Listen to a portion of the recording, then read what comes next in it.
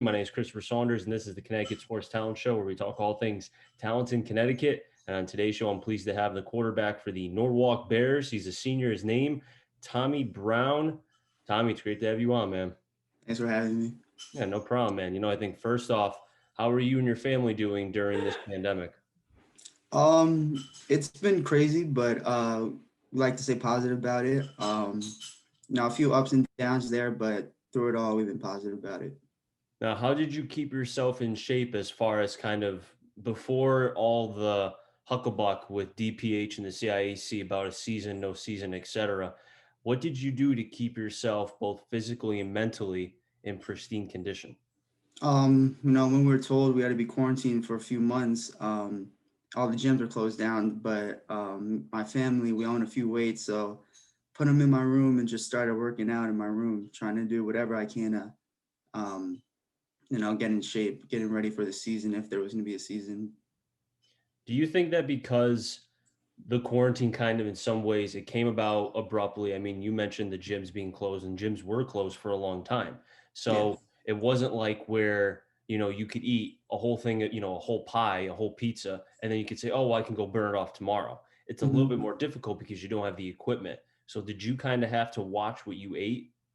Yeah, a lot of cardio was a part of the workout, but no, a lot of the fast food restaurants they're closed down or any of that those type of foods since they were closed down. We finally got to have a nice home cooked meal, so having those every night definitely was a part of the nutrition factor of getting better or getting in shape with eating healthy and all that.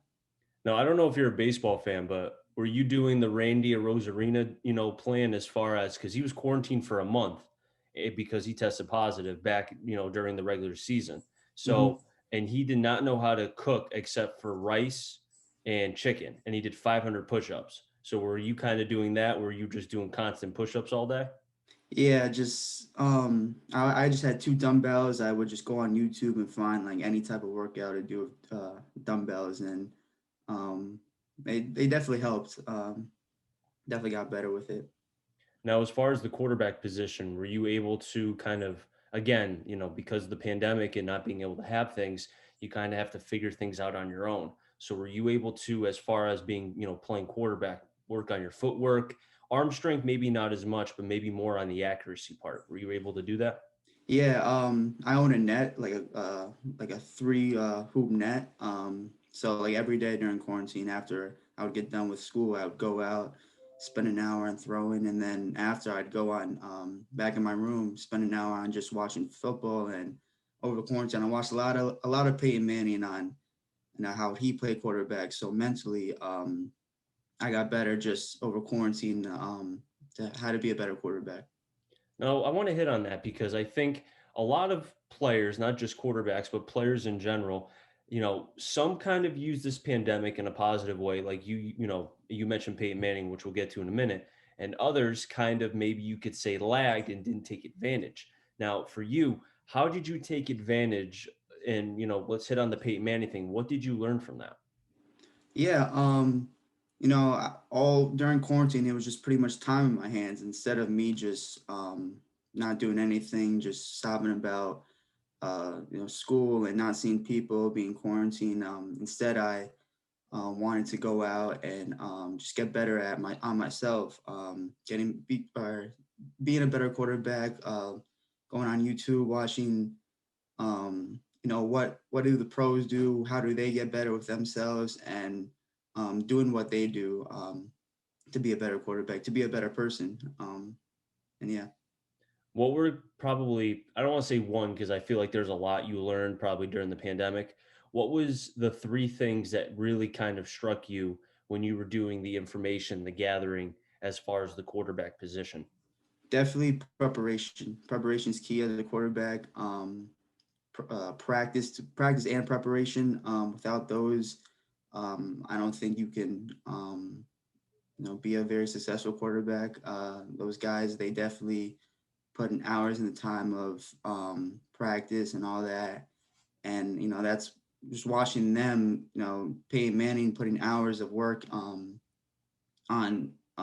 his mental game definitely showed how to me how a good quarterback can be.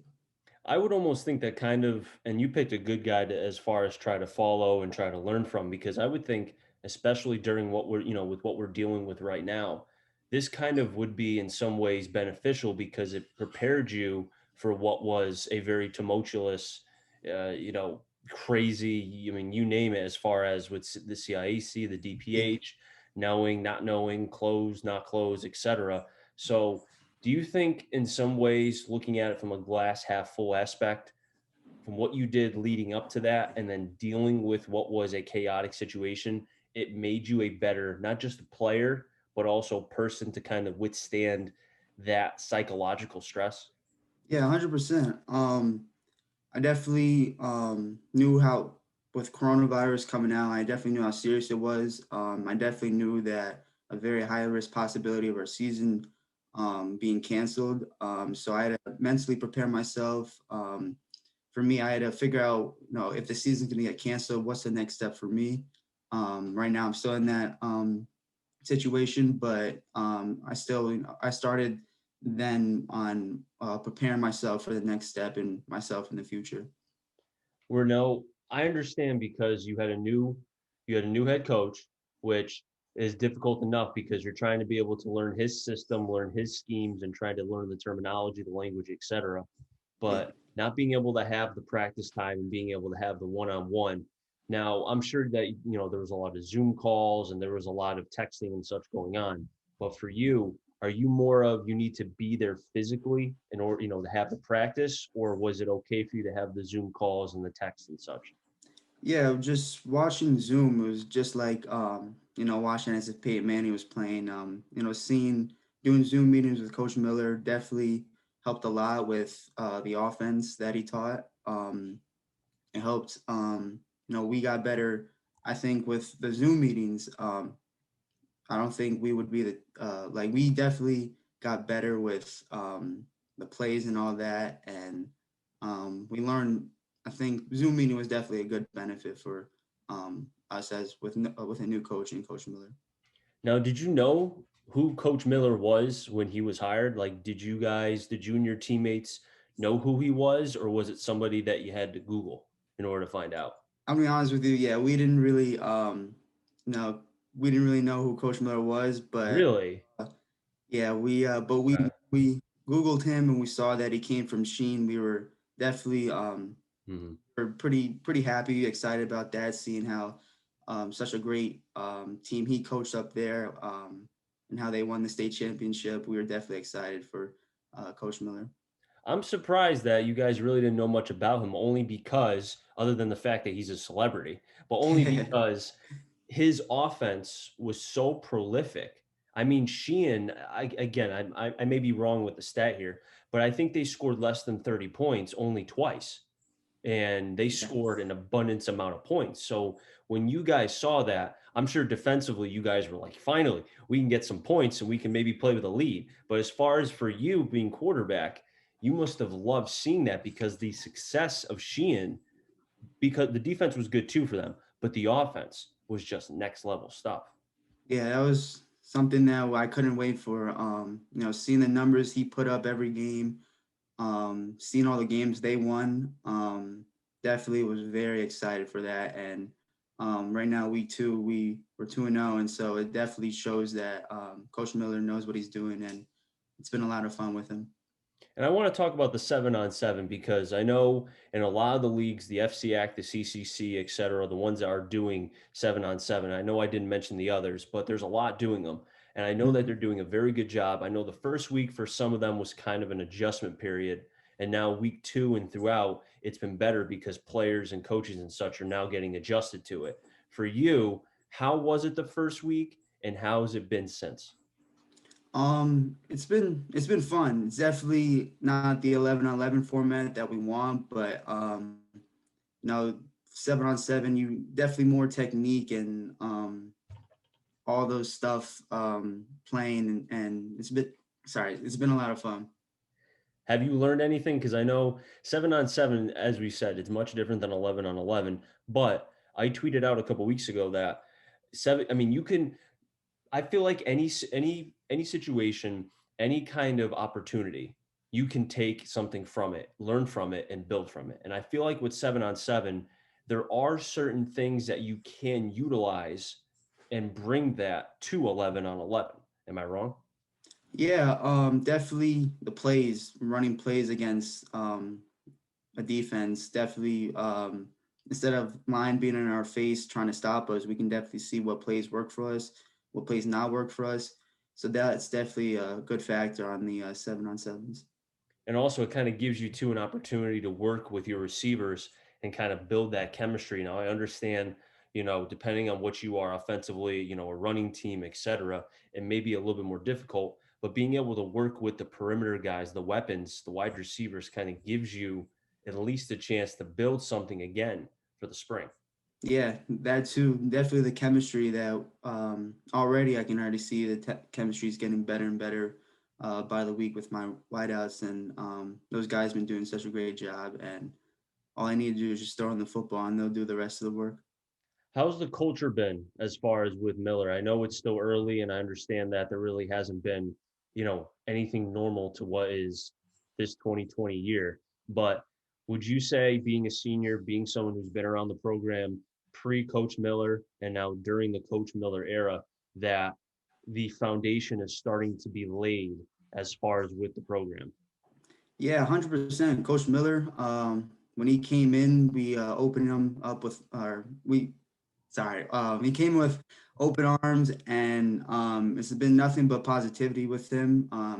He's a high spirit guy, and I think with his coaching, his personality, and Norwalk's with Norwalk, I think he's a perfect fit, especially for the next how many years. I think it's gonna be a great fit for Norwalk with Coach Miller.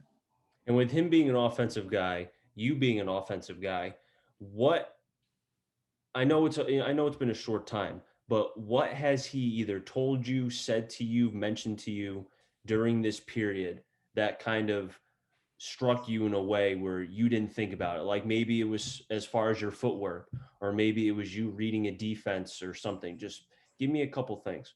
Definitely the responsibilities given me with choosing what plays to run. He listens to me, and that's also something that I love about him is I'll give him my opinion on something, and he'll take that and he'll use it with during practice or whatever. And he listens to all of us. That's something that we love about Coach Miller, and it's been great with his coaching, and he knows that he can trust us and we trust him, and with anything it's been real good. And trust is the biggest part. I mean, if you don't have the trust in the players or the coach doesn't trust you, then it can't work. You think about Andy Reid and Patrick Mahomes. They both trust each other. You think Right. about Belichick and Brady back in the day before this year for 20 years. It all worked. And I think you need to have kind of that same wavelength, that same brain. And I think if there is going to be an 11-on-11 season, it will be intriguing, and I'll be fascinated to watch kind of how Miller's plans, his blueprint, his fingerprints will be on this Norwalk offense, because seeing you guys pre Coach Miller, you guys were pretty prolific offensively. It was just kind of a few tweaks here and there, to maybe try to mold it a little bit better, more consistency. And maybe with Miller, you'll be able to have that, and who knows how the season will come about. Yeah, just as long as we keep this up and keep forming chemistries and bonds with the guys, and but more chemistry, more bond with Coach Miller, then the sky I feel like the sky's the limit with us. Have you guys kind of looked forward to the spring as far as seeing the plan about how, what was it? First day of pads is February 27th. You have scrimmages on the 6th through the 12th and the 13th. And then the first day of the season will begin the 17th, and then or March 19th, pardon me, and then end April 17th. Have you guys kind of looked towards that, or are you just taking things one day at a time? Yeah, I think we're definitely looking towards it. Definitely more in practice. We're starting to um, prepare for it more. We're doing more 11s, but non-contact 11s. And that's something that when it first came out, we circled down the calendar, and we just can't wait for it. Hopefully, it'll stick. I would think that the kind of what happens in the winter will depend on what happens in the spring.